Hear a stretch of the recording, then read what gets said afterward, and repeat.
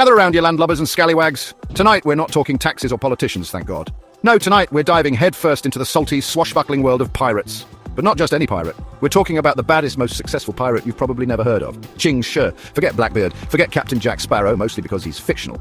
Ching Shih makes those guys look like they're playing pirate dress-up at a children's birthday party. This woman was the real deal, commanding a fleet larger than anything the Caribbean ever saw. So, grab your grog, or a La Croix, no judgment here. Because this is the story of how a woman in 18th century China went from a brothel to becoming the undisputed queen of the high seas. Buckle up. It's going to be a wild ride. Born Shi Xianggu in 1775 in a small village in Guangdong province, China, our leading lady's early life wasn't exactly filled with treasure chests and parrots. She grew up in a time and place where life was tough, especially for women. Opportunities were scarce and survival often meant making difficult choices. She started in Guangdong, a province in China known more for its dim sum than its pirate queens. The bustling markets and serene landscapes of Guangdong were a stark contrast to the hardships she faced. And, let's just say, her career path took a bit of a detour before she found her sea legs. Life led her to the floating brothels of Canton, where she had to navigate a world fraught with danger and uncertainty. You see, Ching Shih started her working life in, shall we say, the world's oldest profession, operating in a floating brothel in Canton. It was a harsh reality, but it was also a place where she honed her skills in negotiation and strategy. The bustling harbour of Canton was a melting pot of cultures and opportunities, and it was here that Ching Shih's story took a dramatic turn. She wasn't just a passive participant in her fate, she was actively shaping it. Now, I know what you're thinking. John, this is supposed to be a family-friendly show, and you're right, but this is also history, folks, and history doesn't always play nice with prime-time scheduling. It's important to understand the full context of her journey. And you're right, but this is also history, folks, and history doesn't always play nice with prime-time scheduling. It's important to understand the full context of her journey. The choices she made, the paths she took, all led her to become one of the most formidable pirates in history. The point is, Ching Shih was a survivor. She was tough, resourceful, and clearly knew how to navigate complex situations. Her resilience and cunning were unmatched, and these traits would serve her well in the years to come. She was tough, resourceful, and clearly knew how to navigate complex situations. Her ability to adapt and thrive in the face of adversity was nothing short of remarkable.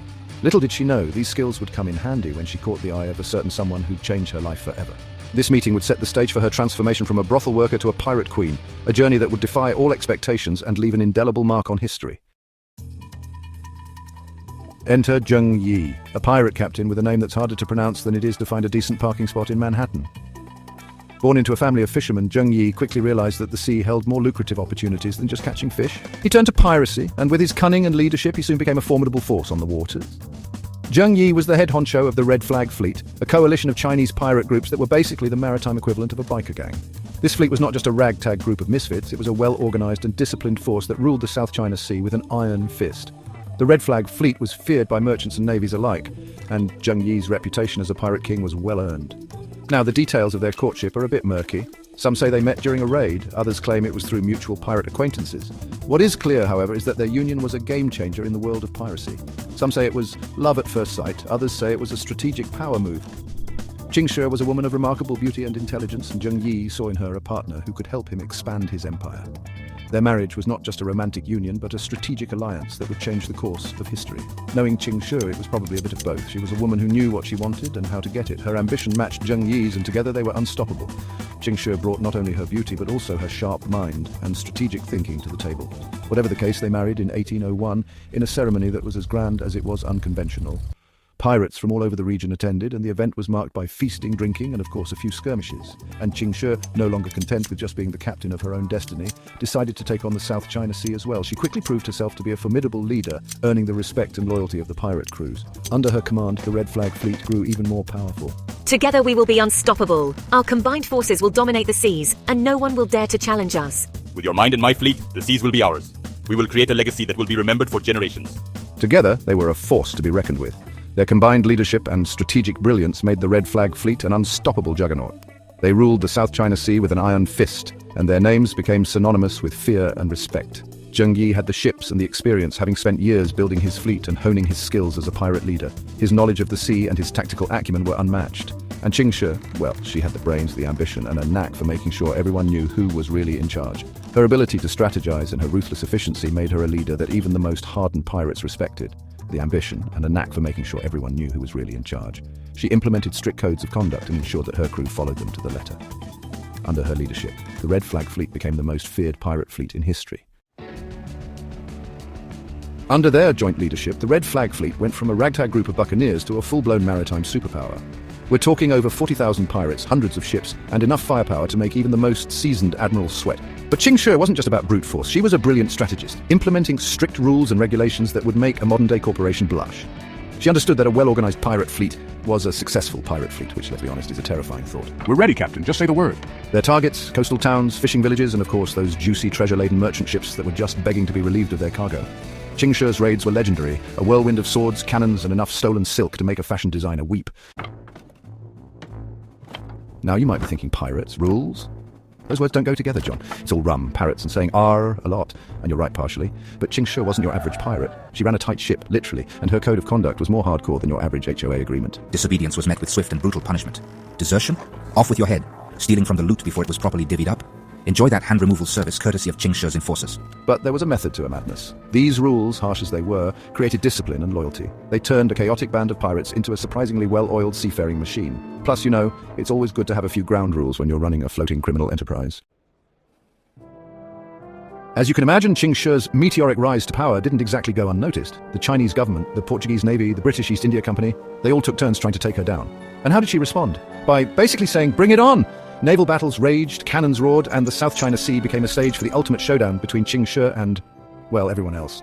But, despite their best efforts, no one could sink the Red Flag Fleet. Ching Shih was like the Beyoncé of piracy, talented, unstoppable, and always seeming to be 2 steps ahead. She outsmarted them, outmaneuvered them, and at times just straight up outgunned them. It was a testament to her leadership, her tactical genius, and probably a healthy dose of good old-fashioned luck.